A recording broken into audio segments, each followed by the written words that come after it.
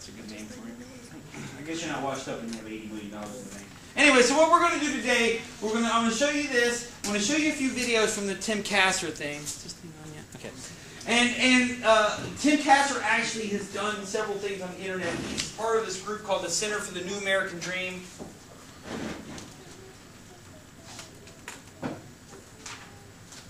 Just try something else. And which is right here, and which is trying to revamp this concept of what it means to have the commercial and material elements of the American dream. Anyway, and so we'll watch a few videos from that. One from Tim Kasser that he put on this website.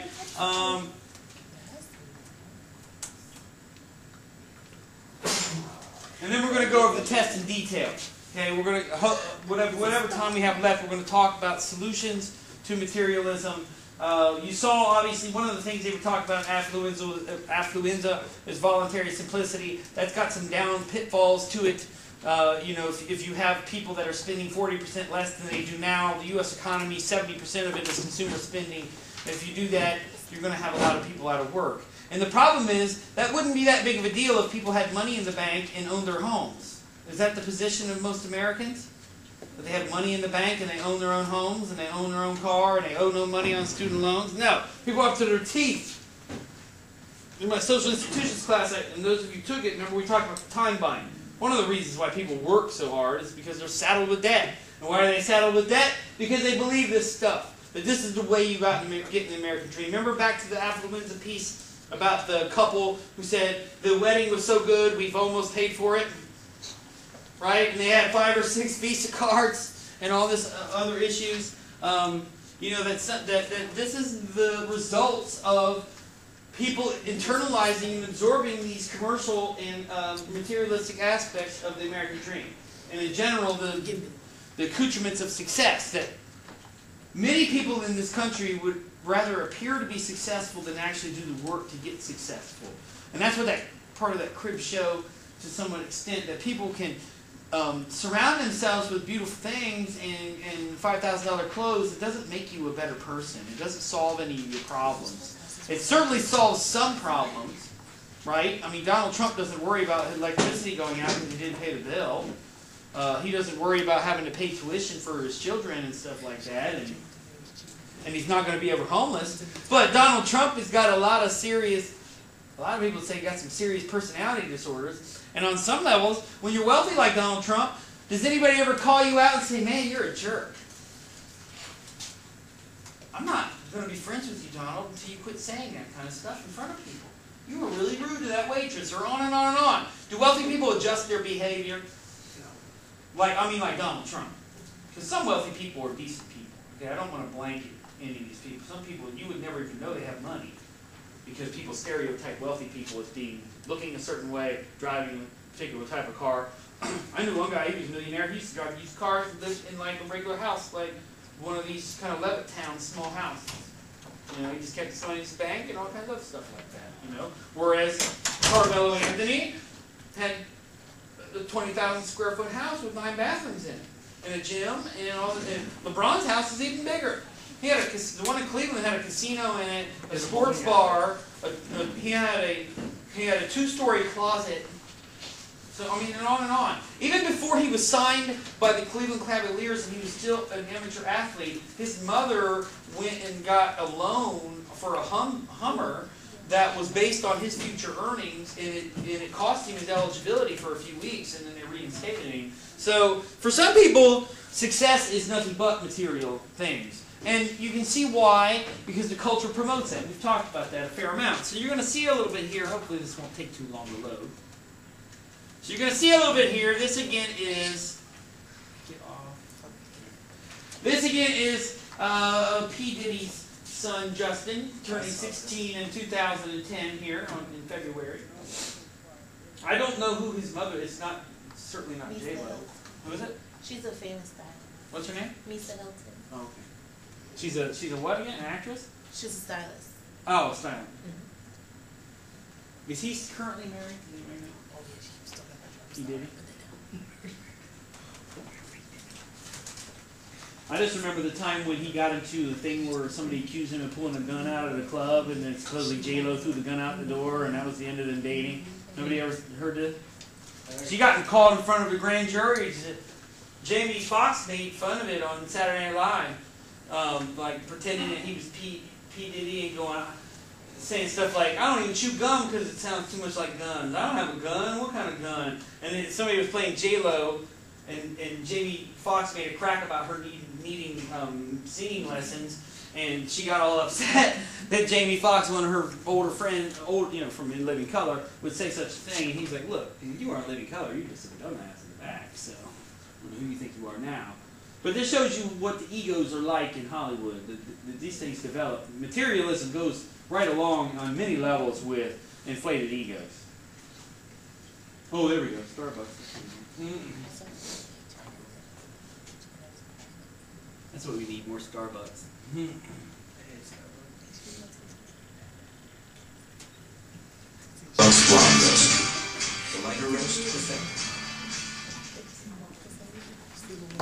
Alright, we won't watch all this. We'll watch enough. Who's the flyest of them all? My dad is Diddy. I'm gonna take my throne as the president of New York City. Let's start this show. Somebody I'm just getting started.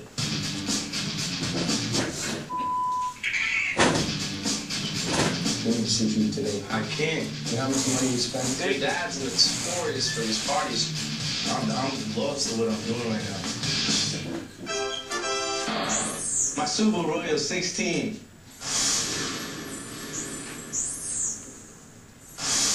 The prince is here. My name is Justin, and I'm rap royalty.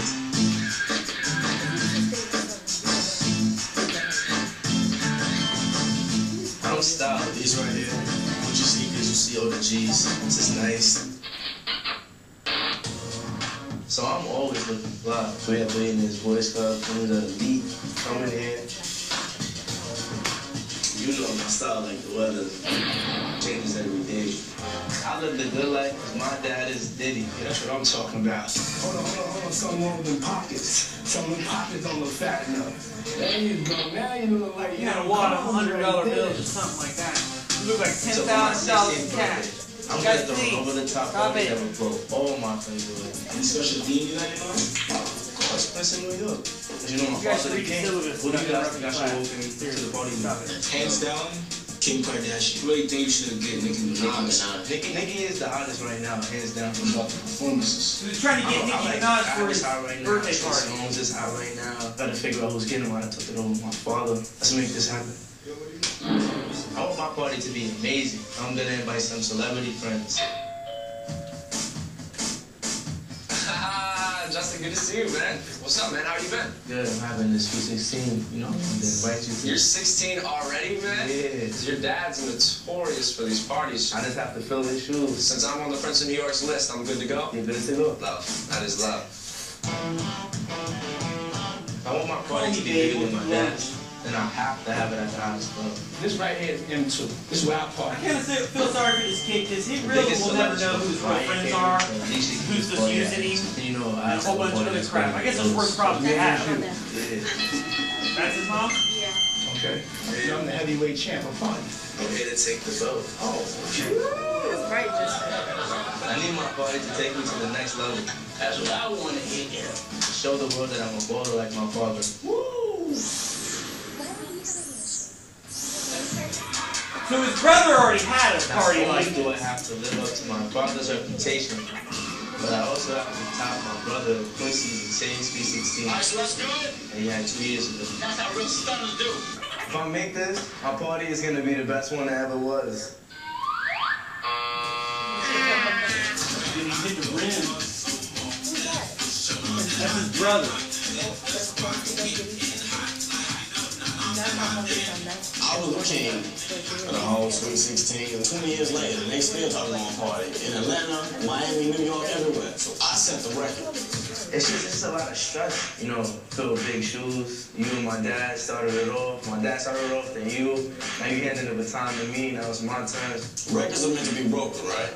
I did it big, You do it bigger. Nobody's gonna want to throw parties after me. That's how good my party's gonna be. Promise. I'll pay you, promise you. Nah, we need more than that. My party has to be spectacular. I'm gonna top my own brother and father. That's what I'm talking about. That's a promise.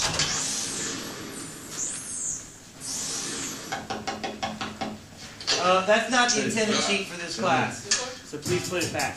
I want to have an amazing grand entrance, like Jay-Z's at the PMA. So tonight, I'm gonna have a film crew record my video. Jimbo was good. You ready? My dad's assistant set up a full-on professional video crew. It's gonna be off the chain. All right, so you know we're here to shoot the entrance to your party. Where's your suit? We need you to get dressed because we gotta get to it. This is one problem. I don't have my suit. We need you to run around the city right now. But I can't. Today. We need to shoot you today in the car. You know how much money we spent helicopter and the motorcade? I don't even think about it. And police escorts? What are we gonna do? He's gonna wreck their whole production because he I really don't want to spoiled call brat my dad and he didn't because think he he could bring all this hates stuff when with things him. go And he didn't want to go get it. Yeah, Dad, I gotta talk to you. I'm supposed to be doing the thing going around town. I don't even have my suit or nothing. The helicopters is coming right now. Everybody's ready. All the people is dressed, and I'm the only one that doesn't have my stuff on. I'm lost in what I'm doing right now.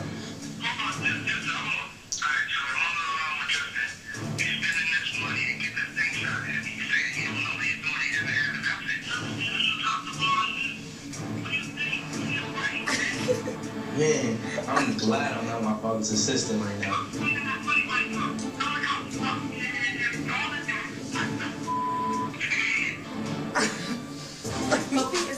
Alright, yeah, so I just got on the phone with my father. Nah, it's not happening to me. I have my heart set on an amazing video for my grand entrance. If I can't pull it off, my night's gonna be ruined. What are you thinking about? This is $120,000. Wrap it up. Just like when I did the other video. That's why my CCC is gonna be the best one that ever was. You know, people in other countries watch this stuff and they use this to like judge Americans. New Starbucks Blonde Roast is another way to look at the bean.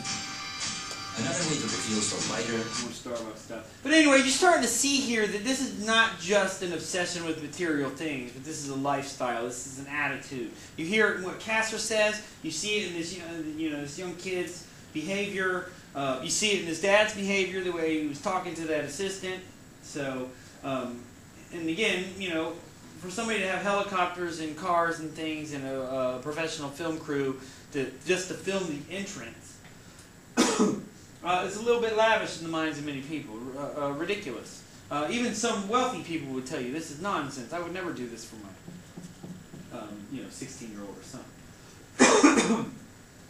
Did they do this for the Kardashians when they turned 16? They probably broke the house down or something. I mean, probably caused like an earthquake in California. For which one? Kim? For Kendall, they want But she's the mother she's wanted her to not have a her party Kardashian. in the Bahamas. Isn't she Jenner's kid? Yeah, so she's not technically Kardashian.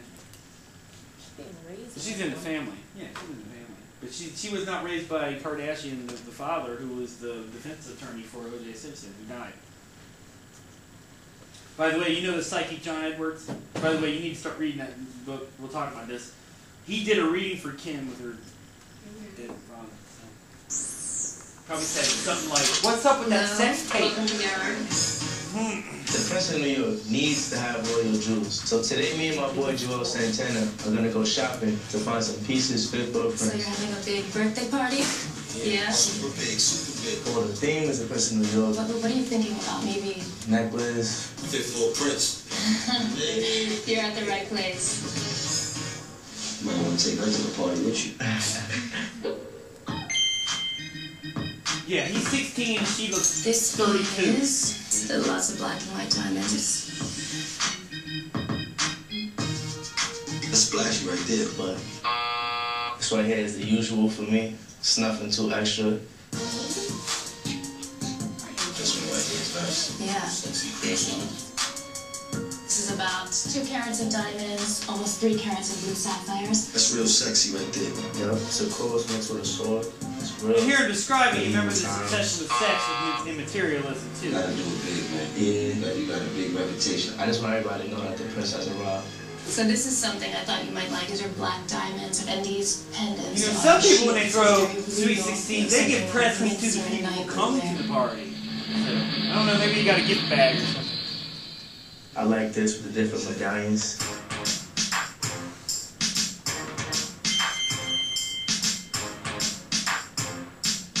I haven't seen nobody do that before. That's it. All this right here, just another day in the life of the Prince of New York. I'm just getting started. This necklace is definitely gonna take my fly to that royal level. I've never even... Alright, let's skip ahead. It probably makes us watch a commercial. Let's skip ahead to the party. Bird baths, and the competition are officially on notice. Craftsman Turntide Tractors, a best-in-class 6-inch You can use these ridiculous commercials. tighter than any other Is tractor. that really something you absolutely need to have? Hands. It's a gigantic toy. Hi, my name is Susie, Here's and a I good had one. a stroke due to my cigarette smoking. I now need help Smoker. with feeding, dressing, bathing, even going to the bathroom. Don't I am people. Sometimes it's people who work here, sometimes it's my son Daniel. My tip to you is enjoy your independence now.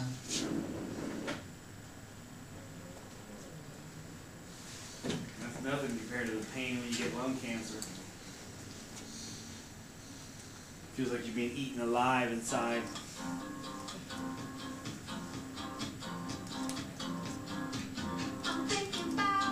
Here's an anti-drug commercial. This must be good. Really bad song. I don't even understand this. I mean, you put this stupid stuff in front of the screen, you can't even see what they're talking about.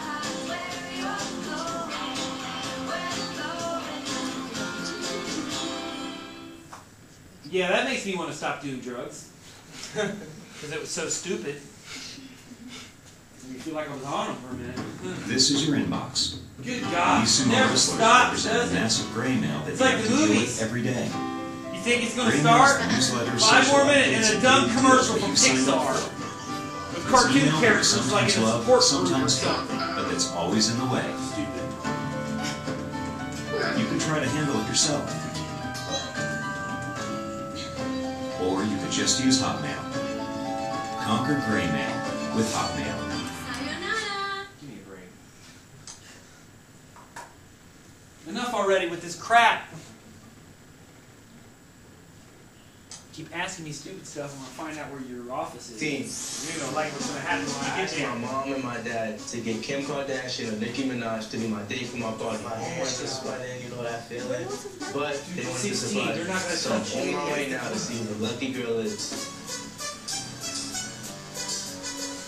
So what are they playing Russian roulette with? It's either Kim or it's Nikki? Is that what's going on? That's not Kim. I was hoping it was gonna be. I'm so glad it's Nicki Minaj. He just dumped all over Kim Kardashian, isn't he? Said I'm so glad it was you. Said, the crazy girl. Alright, let's go.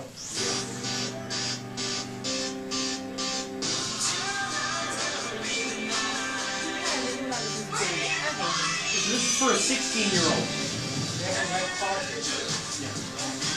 Well, it's supposed to be like an award show, sort of.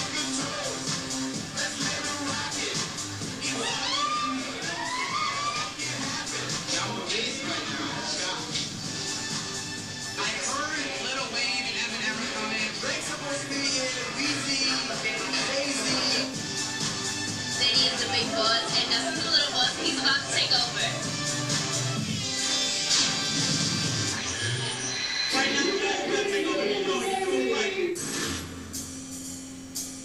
Here's the entrance. I'll show this. You know, my father's the king. Okay. You should send a Combs bloodline.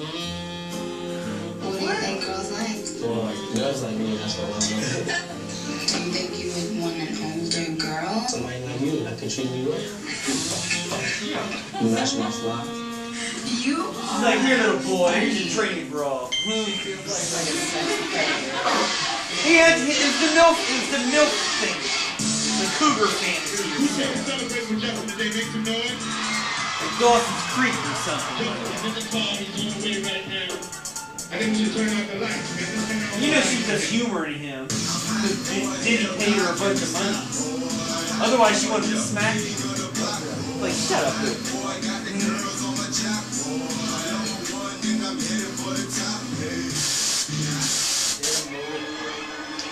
Here he is. This is Big Idris. Ladies and gentlemen, I'd like to introduce to you the Prince of New York, Justin. You remember the year before they had it for his brother, and they called him the Prince of New York.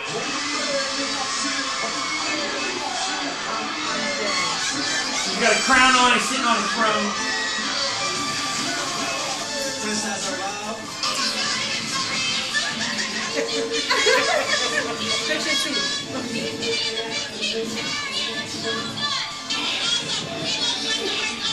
Let's yeah, this is gonna be spike the punch there. Let's get it.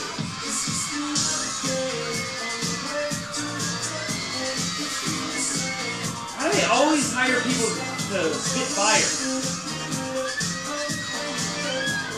Alright, so you get the idea.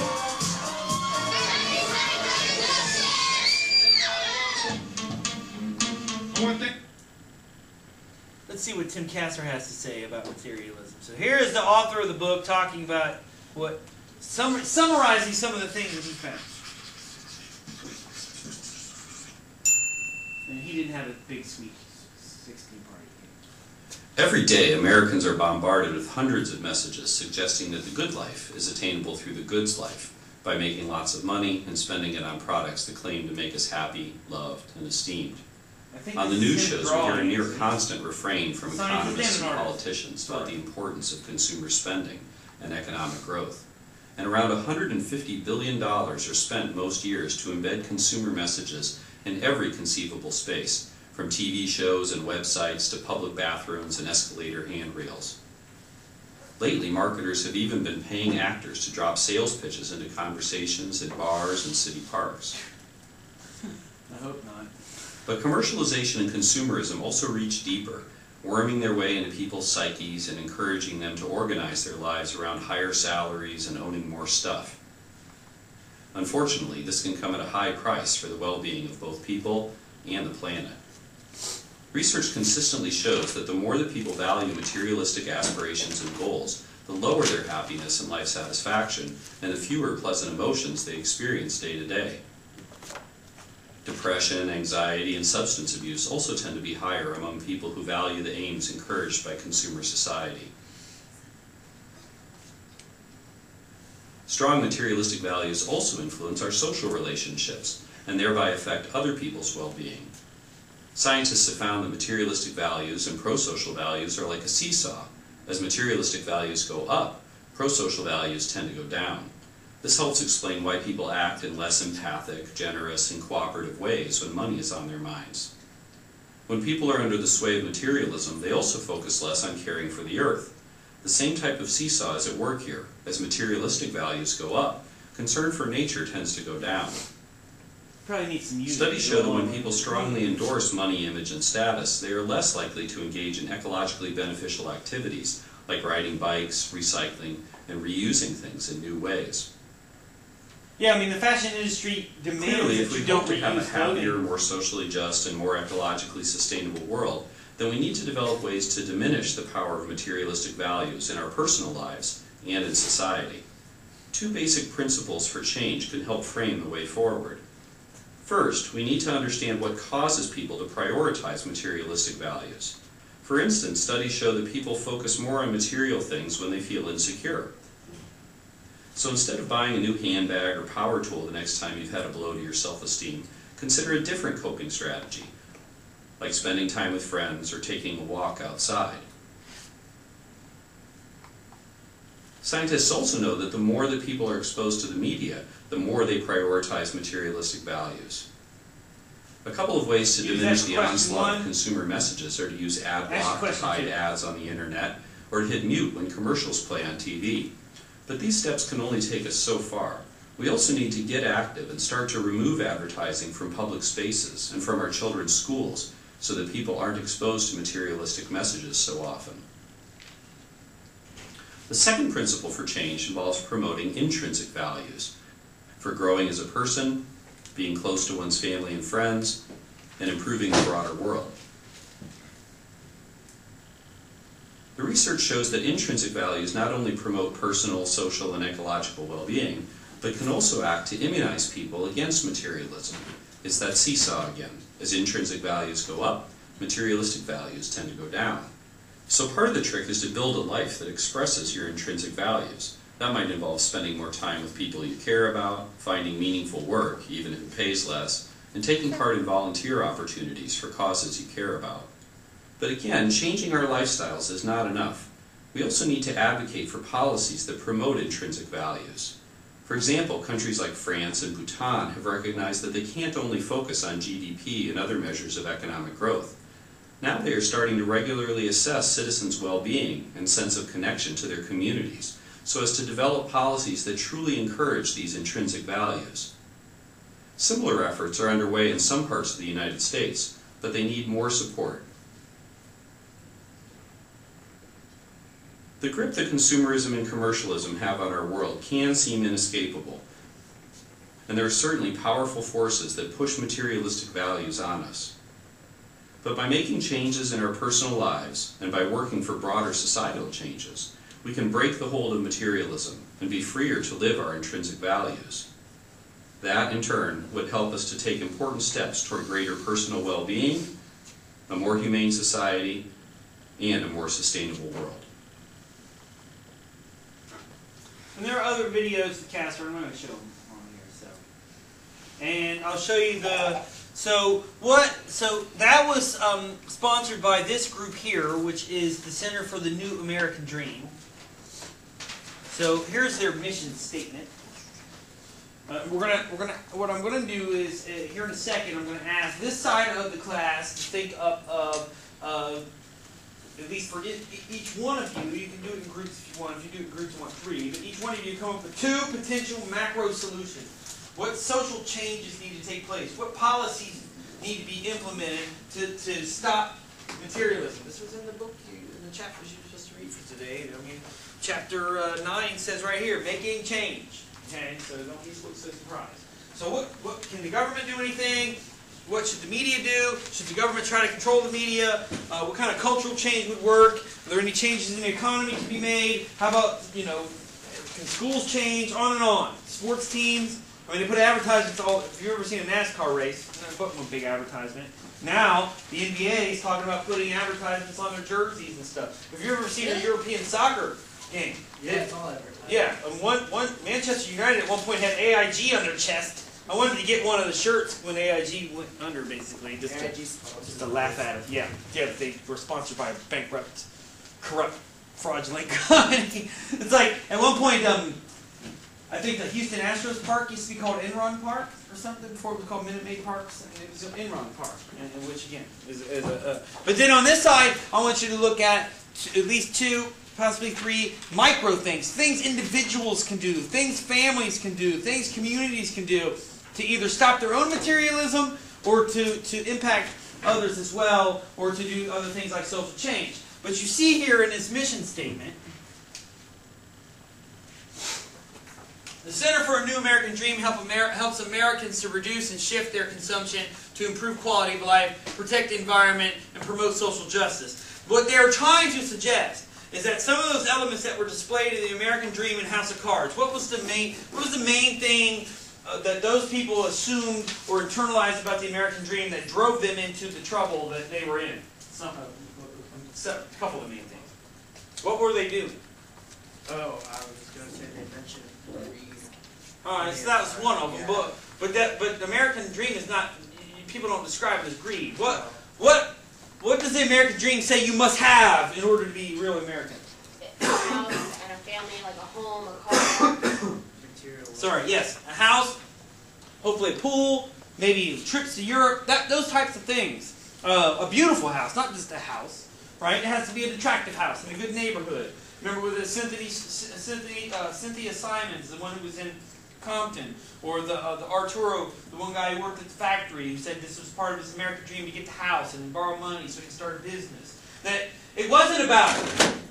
Part of my American dream is to see that there's more justice done in this world. Doesn't it drive you nuts that guilty people get away with stuff constantly?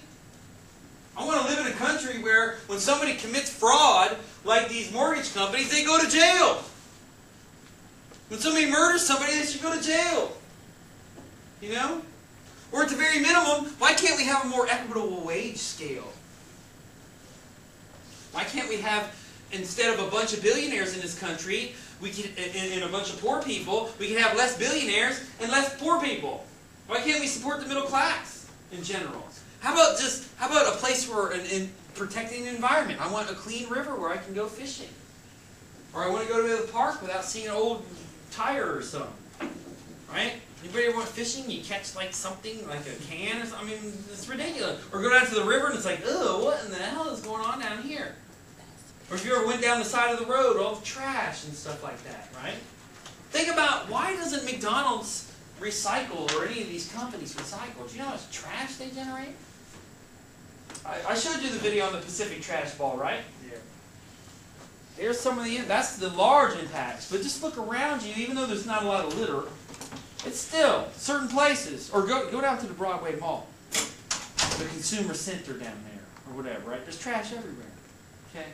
Anyway, also just in general quality of life. How about happiness? How about lack of stress? I would love a day where I do not have to fight traffic for an hour and a half. I'll get it soon. Only 55 more days. Actually, it's only about 3 more weeks, because I don't have to teach after this. What? Oh,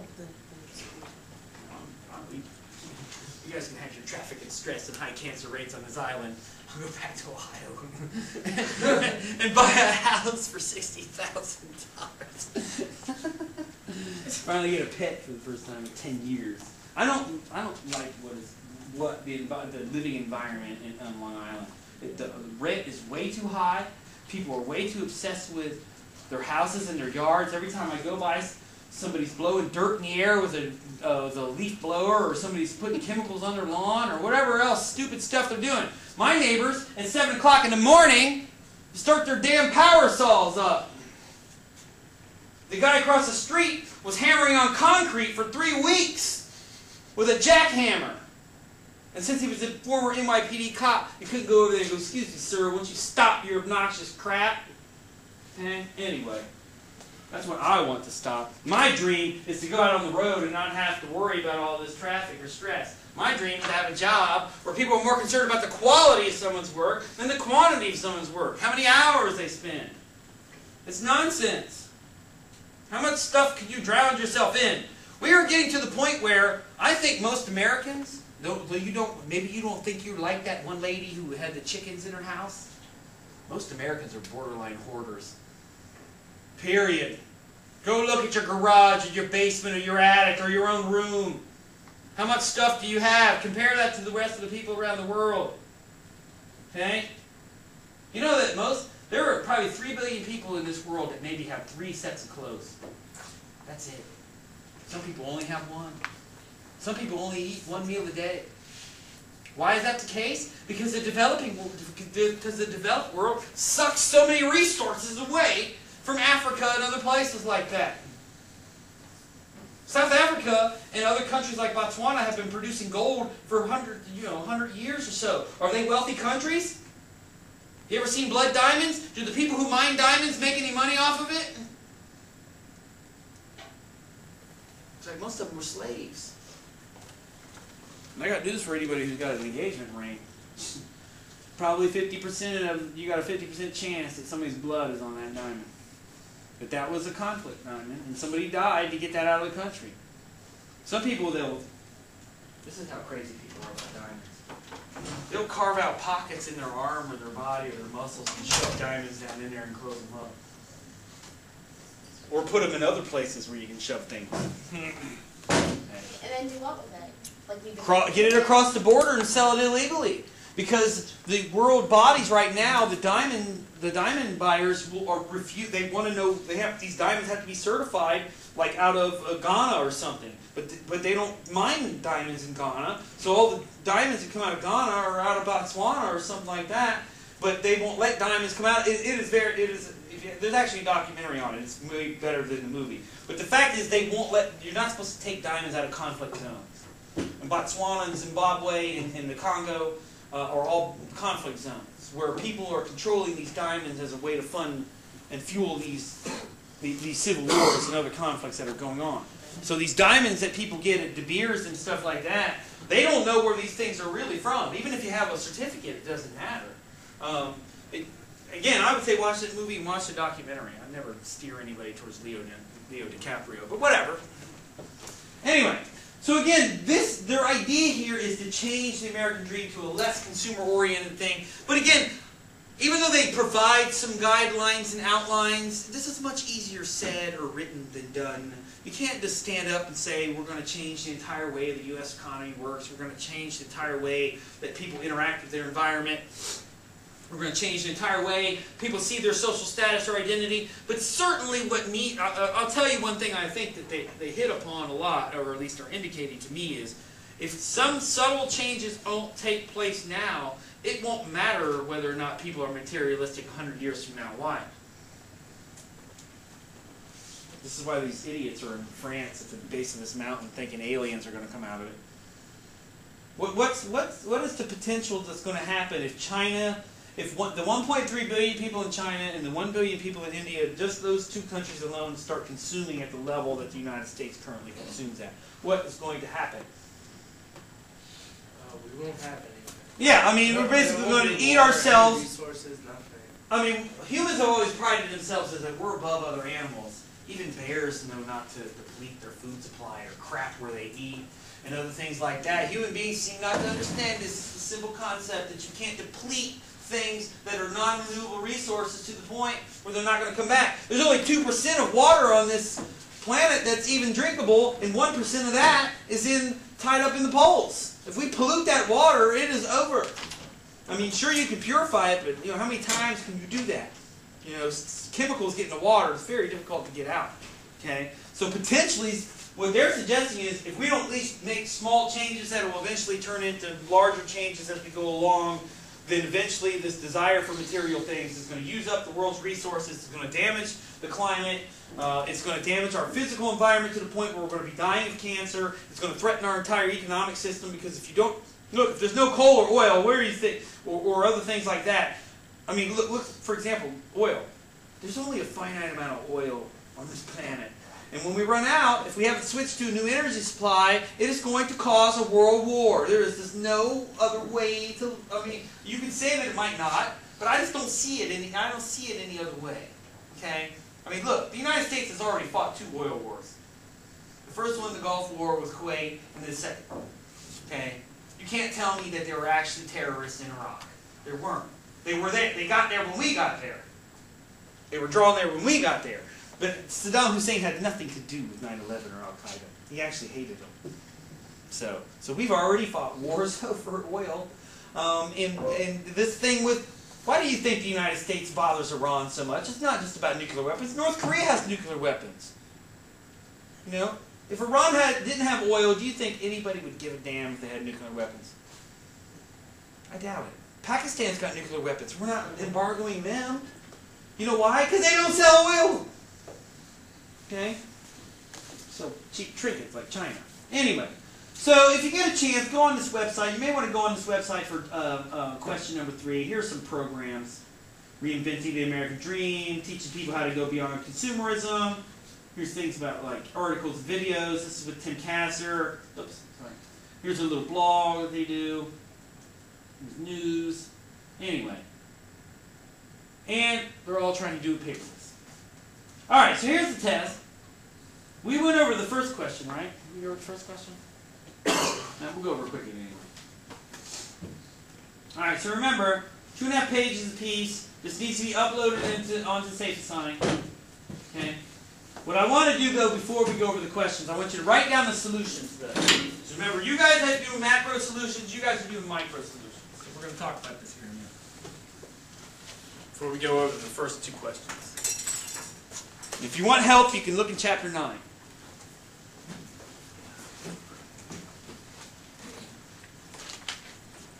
Actually talks about it in Chapter 8, too.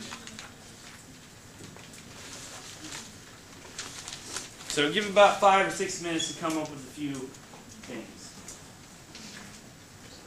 If you're looking at the macro stuff, that starts on 108. The micro stuff is 97. Starts on 97. What I do is I lift the board up because I'm going to write these things down.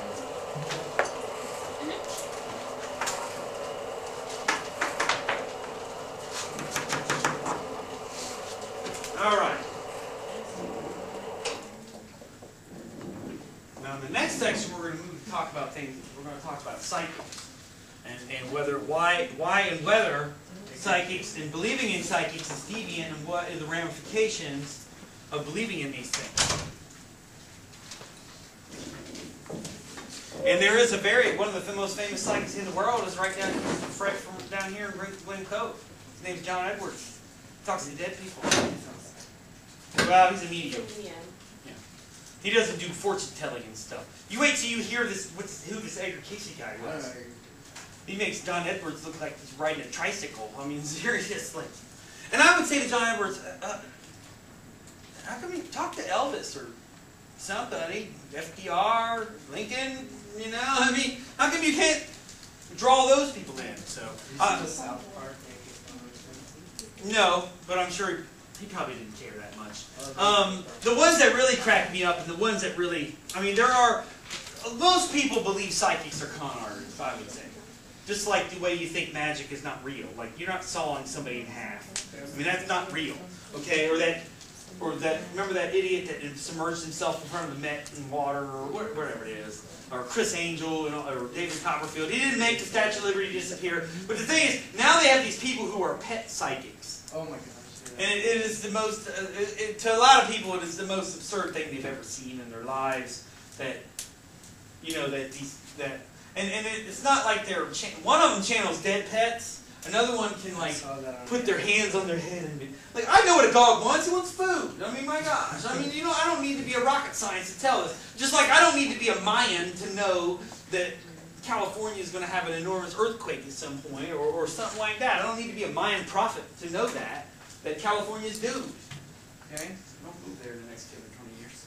Although they've been saying that for 30 years. Just like New Orleans. New Orleans thought it was never going to happen. That's what you get for building the city underwater, you know? I mean, it's not a smart move. The white settlers should have paid attention to the fact that the Native Americans didn't build any permanent settlements down in these hurricane zones. Are there any Seminole ruins? I don't think so. They picked up their stuff and left when the hurricane season started. I bet those conquistadors were like, where are you guys going? We'll be back in a few months. You just stay here. Stay here. You'll be fine. Yeah. And when a hurricane comes in, the ocean gets real calm. For like a few hours beforehand, it gets eerily like glass. And the ocean never looks like glass. And the air gets all like, just kind of stagnates. It's crazy. Like that before 28. Yeah. Alright, everybody got the solutions? Are you still working? Alright, if you're still working, we'll keep going here for about a minute. This is question 3, so you're going to need to use this. So remember chapters 9 and 10, look at this stuff. And you can go on that new Center for the Center for the New American Dream as well, or look at Castor. Castor has a whole set of videos on YouTube where he filmed himself doing presenting empirical data, more updated data. This was done in 2004, I believe. 2002, actually. And I find what's funny is that since he published this book, there has not been another major publication that examined the dangers or negative effects of materialism. What solution for macro materialism? You're doing micro. Alright, so let's get started. Alright, somebody give me a macro solution to materialism as a problem. Yes? Legal strategies against advertising. Alright, so legal restrictions.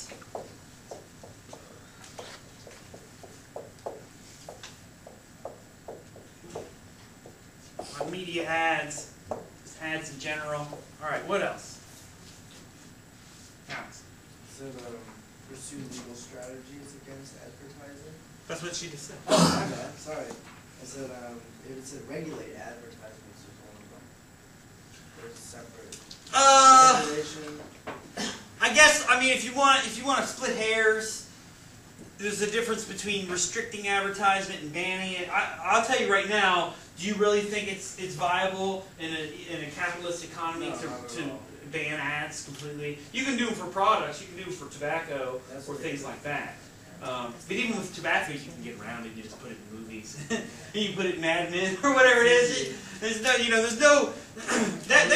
There's what Castor's trying to hint at when he was talking in that little video was, look, you might constrict it here, but it's going to blow up over here. That they'll find some way to get around these restrictions. It's quite clever because tobacco companies have always figured out a way to get to children, and they have not been allowed to advertise, on television. Yeah, I mean, at least I think '88 was the last time they were allowed to really do any kind of. I remember they banned it in like magazines and stuff. It was like the mid-90s. Yeah, and those were in teen magazines a lot of the time. All right, what else? You can give number 2. Okay. You can support corporations that are more intrinsically oriented.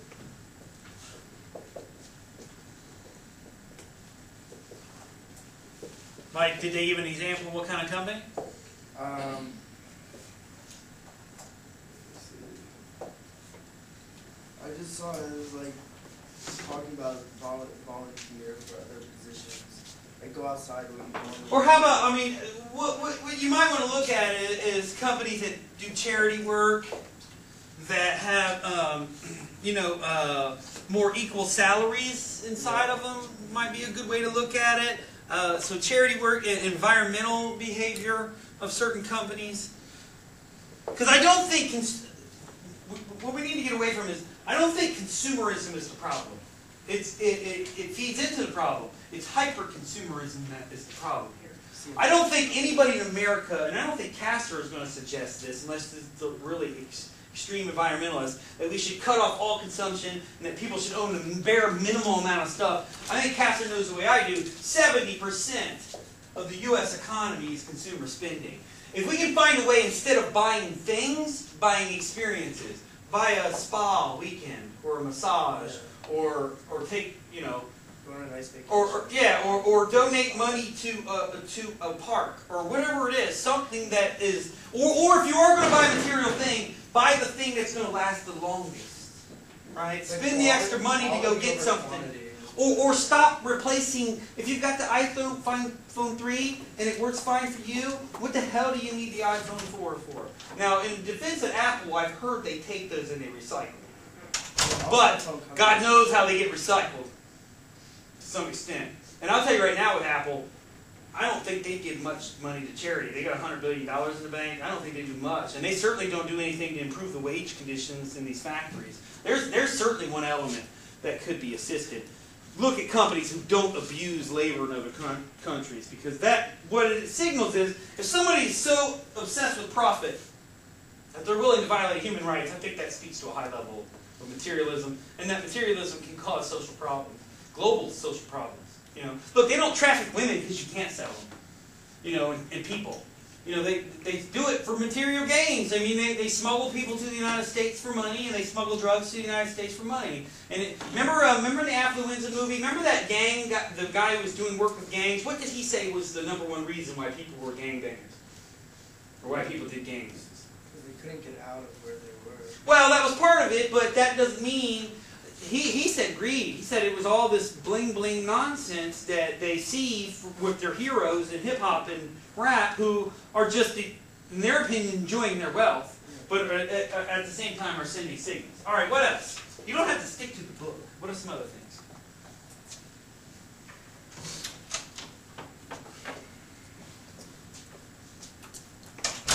Something besides Al? Go ahead.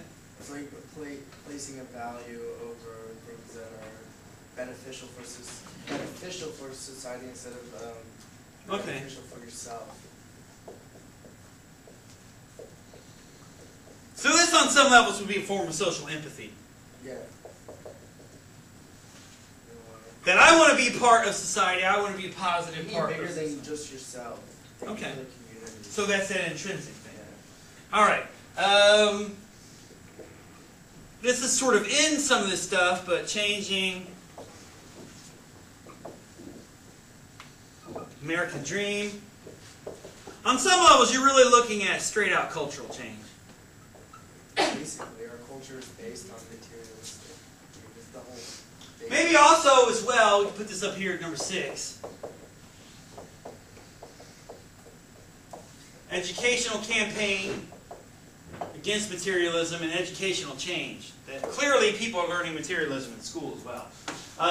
Probably widespread parental change, changing, and maybe some of you mentioned it in your micro stuff, but that also is a macro thing that the government can improve. Like one of the things, I would say as well, this is not a very popular one, you tax the hell out of things. One of the founding fathers, I don't remember who it was, said the power to tax is the power to destroy. Okay? And if you really want to stop something, this is the way you do it. Like with tobacco.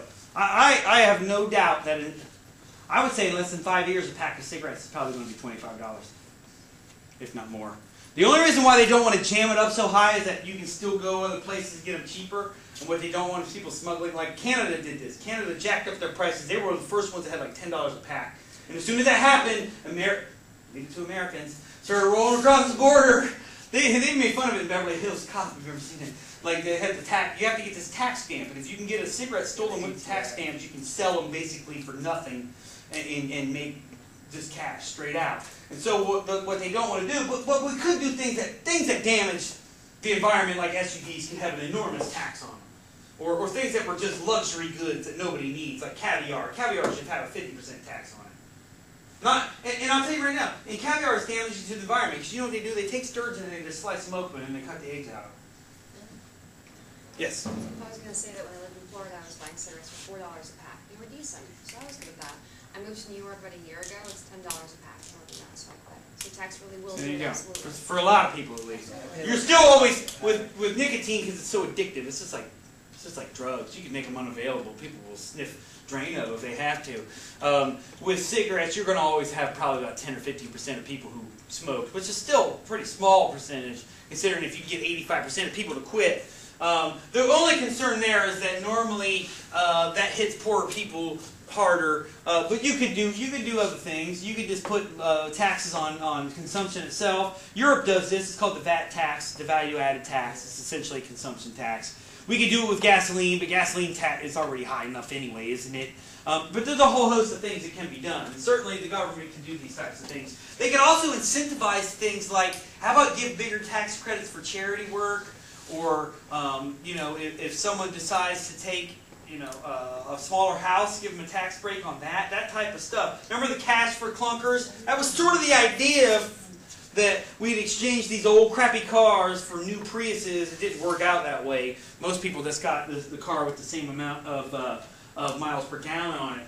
But certainly the government can, you know, hey, if you give away your clothes to Goodwill, we'll give you a $1,000 tax rebate. That the government can do these types of things, and when it does these types of things, it's quite effective. Can you imagine if the government said, all right, look, take all of your boxes of clothes, because there's plenty of people who have no winter clothes. Take them all to the thrift store, get a receipt, show them how much you sent, and we'll give you $500 to $1,000.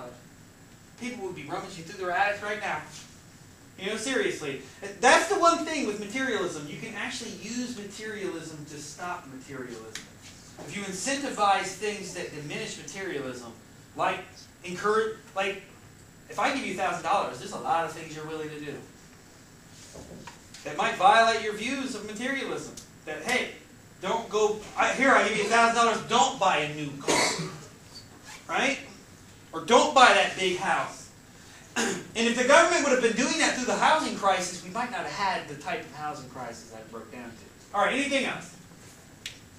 All right, let me see what the books say. You guys got everything here. Regulate advertisements, pursue. So there's the other one. So regulating actions. But they mean pursue legal strategies, meaning that sue them when they use manipulative things. For corporations, work to ensure everybody's security. Vote for government officials who realize that increasing national wealth will not increase our happiness. I guess that'll help Ron Paul. Anyway, somebody. It's not going to help Mitt Romney. He's got like $100 million in the bank. Anyway, all right. So let's move to micro. All right, let's go with the micro stuff. Yes, Patrick. How about visiting the elderly? Visiting the elderly. Why do you think that would make people less materialistic? because I was less materialistic, because I think we have to learn from our ancestors. They have a lot. They help teach tradition, and help bring in values for the people instead of buying consumer goods to make their self-esteem go higher. Right. Plus, now people are starting. If you can get young people in the habit of this, because all social and cultural change starts with and ends on the many levels with young people. Because if you've ever tried to, some of your parents are in their 40s and 50s. You ever tried to just teach them something like how to text on their phone or something? You know how hard it is to teach a 52-year-old something. I mean, look, that's the reason why 52-year-olds don't learn German or learn karate or learn dancing. It's difficult. Your brain gets hardened. This is probably scaring some of you. It won't happen to me. It'll happen to you. One day you're going to have wrinkles all over your face and your hair's going to turn gray. Calm down, I'm really scaring you guys. It's like, please make him stop. Make him stop. We're not going to die. We're going to live forever. We're never going to get sick. But this also teaches kids that, look, you can do things with your time that don't involve playing video games or buying candy or wanting the latest toy. And like you said, teaching people values. Hopefully, if your grandparents grew up during the Depression or the 40s or something where they had less things. What else? Yes? Like less video games and stuff. So instead of playing baseball and all these other games on your Wii, you can actually go outside and do them. So less video games, maybe just media in general. Yeah, like TV, computers. And then more outside time. And scientists will also tell you that the lack of sunlight is probably a serious issue for a lot of young people. It can actually cause mild forms of depression. In Alaska, they call it seasonal affective disorder, and they bring in these little lights. You have to bring in these lights inside your house because it's dark. It's dark 22 hours a day.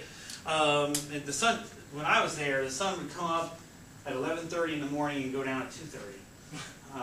But during the summer, it would never go down, and people wouldn't sleep, and it was insane. It was a world of extremes. But again, that if you're outside, the more you exercise, the higher your self-esteem is. The more you're involved in sports, especially if you're a woman, the higher your self-esteem and your success rate later on in life is, and the less you're going to have issues with body image, which again are related to the media. And the more you're outside, the less you're in front of the damn TV. Yeah, go ahead.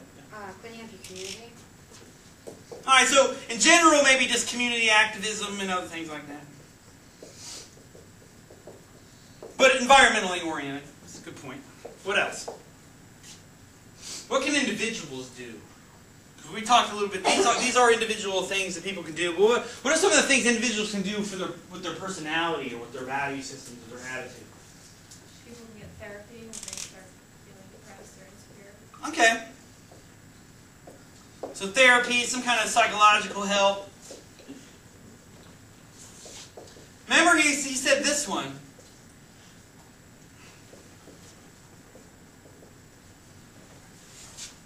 Stress reduction techniques that don't involve going shopping or emotionally eating. Right? Isn't that a materialistic behavior? You get upset, maybe your boyfriend or your girlfriend said something, you go eat I don't really need any reason to do this, but you go eat 2 large pizzas or something. With some of you yeah, you're kidding me. I did that too, but anyway. Did that a couple weeks ago. I'm just kidding. Anyway, I'd like you to believe I was just kidding. But anyway, other stress reduction techniques than buying things or money. How about how you define self-worth? That has to change. Also this.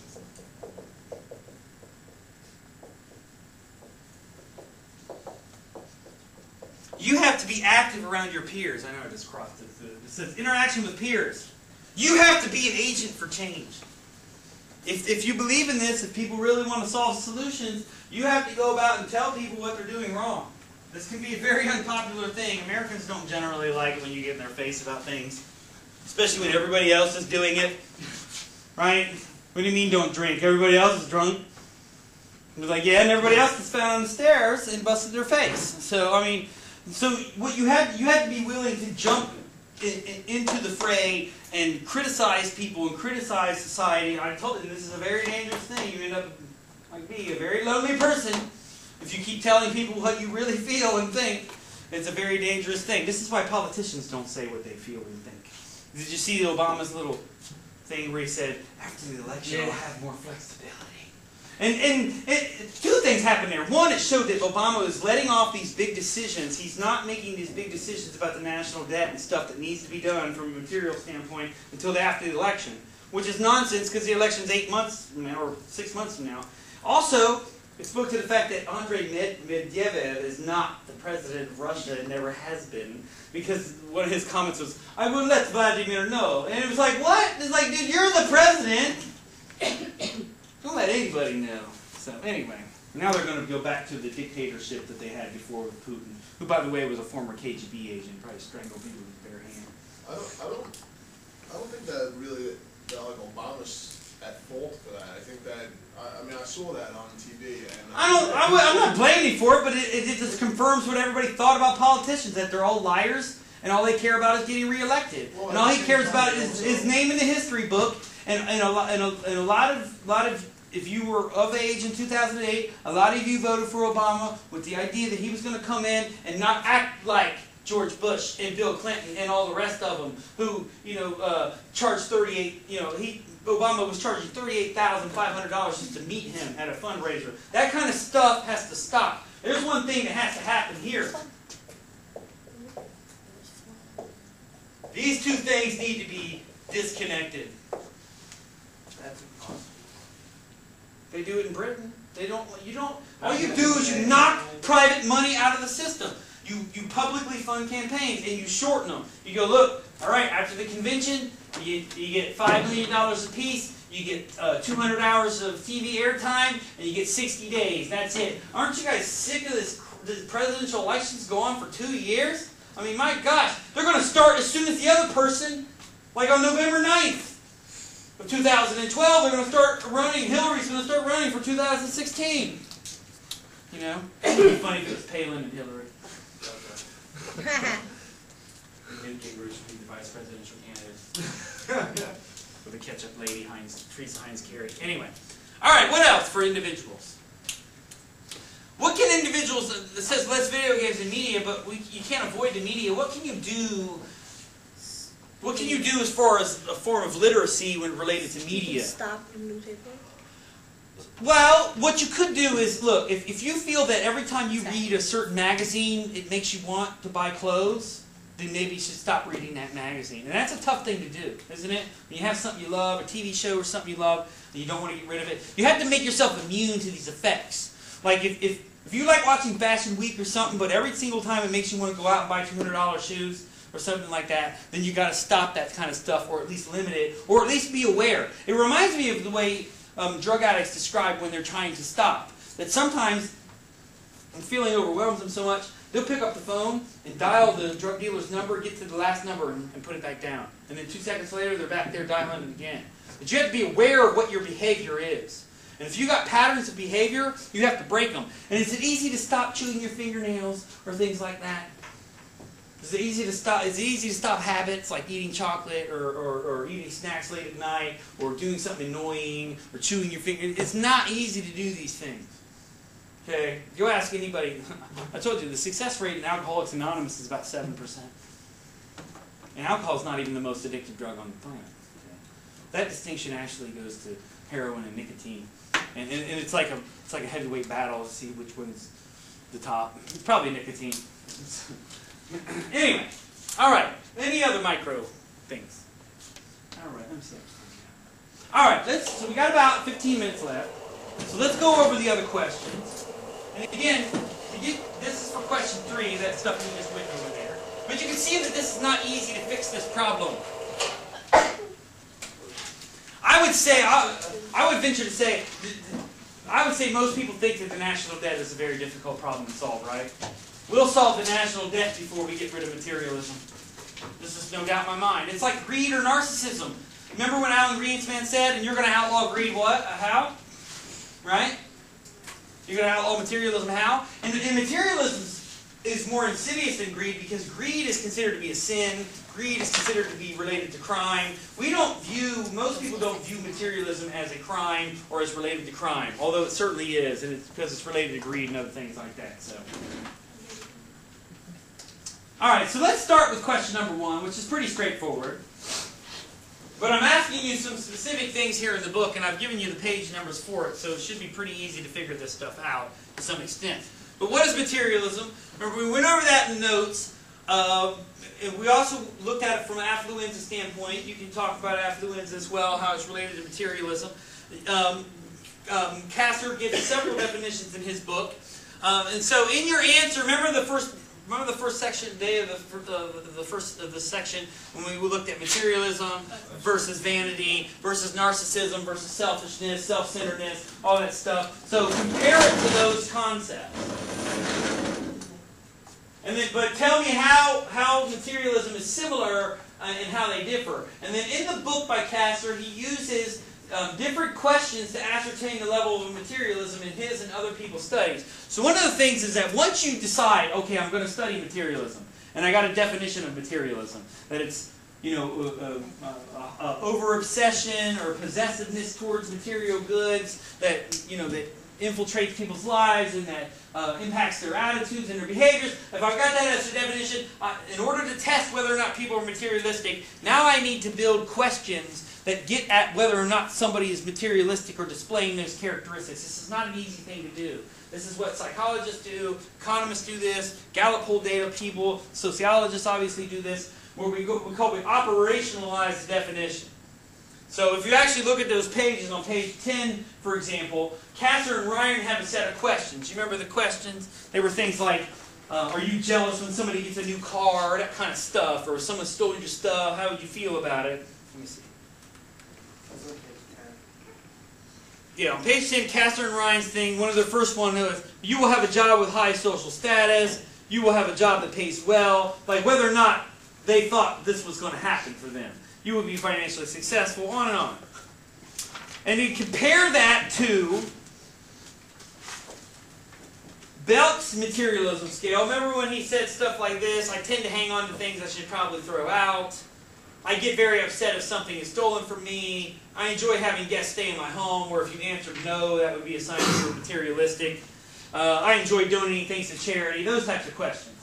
In order to determine whether or not somebody was high or low on the materialism scale, they would have to answer these questions. So I want you to compare the two sets of questions or concepts that they're asking people to agree with or not agree with, or how much they support it, or how much they think it will be the case in the past. Compare Castor and Ryan's on page 10 to Beck's that I just read on page 19. Tell me which is a better way to measure materialism and why, and be specific. Even though each used different questions to measure materialism, did they find the same results in their studies? I mean, and the quick answer to that is yes. Which shows that even with differing definitions, slightly different definitions of materialism, it appears that that people who are high on these aspiration indexes tend to be unhappy and depressed and other things like that. This is what we did in the lecture as well. He talks about it in that Chains of Materialism a little bit. I don't understand some of these people who write books. This is the way you're supposed to do a book like this in some levels. You go, what is materialism? Maybe you give a few anecdotes about how materialism has ruined people's lives. Then you go, origins and causes of materialism. And then you talk about impacts and the spread of materialism. Maybe you talk about global materialism. See, I'm going to write this 10. You better watch out. You know what's interesting? Especially when I have a full beard on, which I do. This guy looks very similar to me. Like, you look, it's so funny. So maybe I got that as like a conversation piece. We're like, dude, we already look alike. And we think alike. We might as well write the same book, you know. And since he's already published, I'd love to like attach myself to someone who's already got a publication. Although if you're anti-materialistic, I don't think a lot of booksellers are interested in you. Okay, Amazon's not interested in what you have to say. Okay, Amazon wants to drown the world in boxes. I hope to God they get to the point where most of their stuff is digital, because I'm getting tired of those boxes with the little, Anyway, and that's if you're Amazon, you got to be happy. You don't have to store books like you sell ebooks. You don't have to store them. You don't have to print them. You don't have to ship them. There's nobody in a warehouse, so you just push a button and there it is. So anyway, and then I got that Amazon Kindle thing that they hope is going to beat out the. It's not going to, but they hope it is. It's going to beat out the iPad. So go over the macro and micro causes, discuss a few of them, you don't have to go through all of them, but discuss the role that institutions like the media play, or the ideology of capitalism, in the work world too. Schools inculcate these values. The impact of the media, obviously, the characteristics and personality factors of individuals that are materialistic. Remember, many times materialistic are both, people are more likely to be materialistic is some of them are deprived of things as a child, and yet still taught these materialistic goals, and others are spoiled rotten like Justin Combs. Because I've met poor people who were materialistic, and I've met rich people who were materialistic, and conversely I've met poor people who were not materialistic, and I've met rich people who couldn't give a damn about that kind of stuff. And just they just throw stuff around. Some of them give their money away and all kinds of stuff like that. They're not interested in being drowned by this stuff. You remember the quote P. Diddy song, more money, more problems. Right? So, anyway, Grass Tiger. Seems like he needs to keep his pants on and there'd be less problems. But anyway, by the way, he won a tournament the other day. Did you see that? So, in the documentary, The Persuader. So, if you want to look over this, watch this again. We watched this. Correct. I'm pretty sure we watched it. Yeah, this is one with the Dr. Rapai and the love marks and stuff. Just want to make sure. With that as a frontline special, you can look that up. How did the media and ad agencies target consumers and get them to buy their products? How does this contribute to affluenza? Does the media use exploitative or manipulative techniques to create demand for products? We discussed that in class after the video. So in general, what do you guys think? Do you think these companies are being manipulative and sort of using subtle, subliminal messages to brainwash people into stuff? Or is this that, hey, this is their right to do this stuff? If you're dumb enough to buy a $20,000 diamond necklace, then you just got, somebody made $20,000 off you. So what do you guys think? Is it Dr. Rapai, remember the stuff that Dr. Rapai was doing? Is that manipulative, or exploitative, or is it just fair game?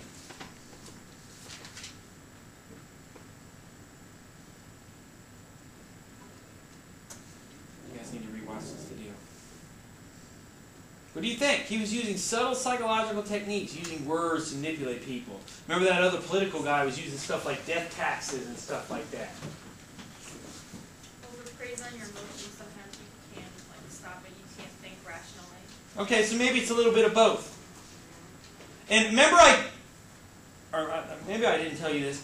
The media loves to play, what they want to do is they want to go down the river. They want to go with the flow of your mind. They want to go with the flow of your life. So if they can find a way to sell you something that also gives you something that you wanted in the first place, like this is why sexual content and why sex sells and why sexual content sells, is because look, most people, especially if you're Christian, you've been told your whole life that you're not supposed to do this stuff.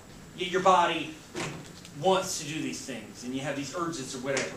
And so what the media does is they come along and they give it to you. It's like a heroin addict, or like, I think I mentioned this before, like they have these posters that say 101 reasons to throw a party. And the joke is that you want to throw a party anyway, you just need a stupid excuse. And it's sort of like that. Most people would eat cake and pizza for breakfast if they could get away with it. So if McDonald's has a new hamburger, maybe I subconsciously already wanted to eat it, and now they're pounding it down my head, or into my eyes and down my head. Now I'm going to go get it. It's easy to suggest to people and get people to buy candy or alcohol or have sex or buy drugs. It's much harder. I don't think people are having a problem with subliminal messages. Eat broccoli. I don't think anybody is encouraging you, trying to, like, if they tried to manipulate you into eating Brussels sprouts, you think that would work? They're going to brainwash you into jogging 5 miles a day?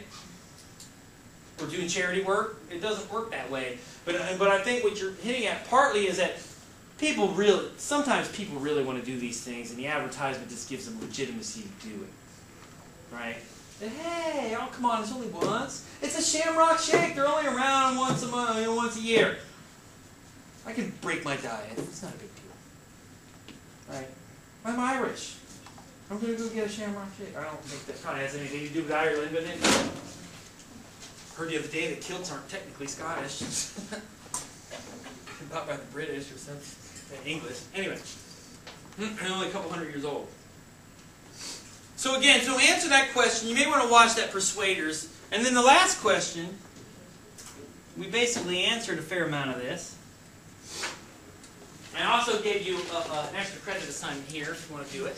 When does materialism in an individual and in a society become a major issue and a personal problem? Meaning that when for an individual does it become a disorder, and when for a society does it become such an issue that it has to be addressed by the government or is causing some kind of problem, like environmental damage or crime. You may want to use the House of Cards video here, right? Seemed like those individuals were infected by this crap, and these companies were too. Remember when Kyle Bass told them that you're headed for disaster? Remember when he told Bear Stearns and those idiots they were headed for disaster? How did they react? Did they take him seriously? The one guy said, he cut me off, he's like, you worry about your risk and I'll worry about mine. It's like, hey sonny boy, let me walk you to the door to get out. Those people are all fired. Kyle Bass has got $6 billion in the bank. And it's not like he's some kind of saint, but he at least was honest enough with what was going on to say, hey, this little dream you guys were having about American dream, everybody owning their homes, is not real. Okay, so you may want to talk about that there. And for individuals, the idea here is a psychological idea, is that when it becomes a disorder, is it impacting your personal relationships? Is it impacting your job? Are you becoming a hoarder? You might want to use hoarders as an example. Right? Clearly that lady who lived in that trailer was over the edge. And I don't know what kind of stomach acid that lady had. You remember her daughter said she got a strong stomach. She didn't wash her hands.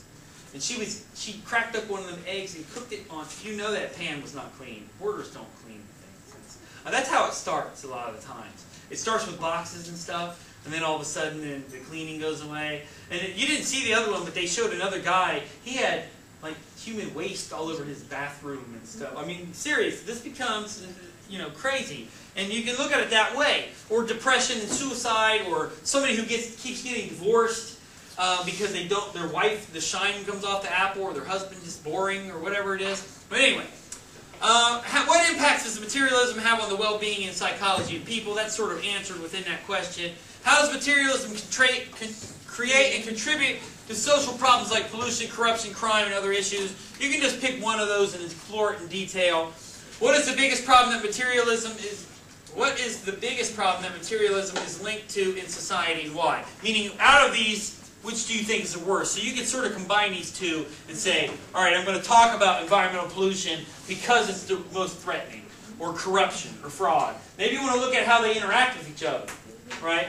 That because businesses are so obsessed with profit, they don't recycle, so they damage the environment, and that in turn creates a situation where there's no incentive to clean up the environment afterwards, which leads to the Pacific garbage fall. And then what are some of the solutions? So we went over that. The extra credit assignment is to go online. I think I have the links down here. Yeah.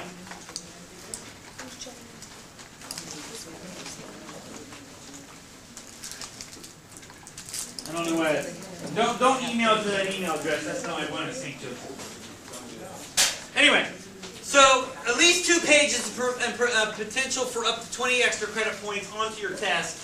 Watch the CNBC and Frontline documentaries on Bernie Madoff and explain who he was, how materialistic he was, and what impact did it have on those around him and the public's confidence. He is a perfect microcosm of what can happen on the individual level and also bleed into the macro structure. And especially if you're a Mets fan, you probably should watch these 2 things here. Yes? For the extra credit, do you want us to cite within what we're writing, or just... Yeah, you can use the book if you want to back up your answer. I'm mainly just looking at the videos. If you want to just delineate what you got out of the Frontline video versus the CNBC video. In parentheses, put whatever the title. I think one of them is called The Madoff Story or The Madoff Affair, and the other one is something else. Okay, and it's The Scam of the Century, and the other one is The Madoff Affair. It's due the same day? Due the same day as the test? Yes. Remember, upload your test on the safe sign. If you're having problems with that,